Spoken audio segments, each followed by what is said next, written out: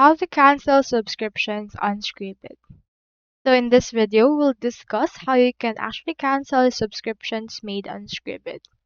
So on this case, I have in here the support article from the Help Center of Scribd that allows us to cancel our subscription. So in order to do that, what we can do is we can actually just choose in here or log into the Scribd or Everend website. So you can find it by going to scribd.com. Navigate to your account page, and from in there you should be able to find the subscription and payment details section on your account. Click on the End My Subscription option for some members, and it may also appear as Cancel Subscription. So either way, look for Cancel Subscription or End My Subscription. Once you click onto that link or button, you will be prompted at the start of the cancellation process. You'll see a few pages of confirmation, just read and review them, and then just proceed to cancel your subscription.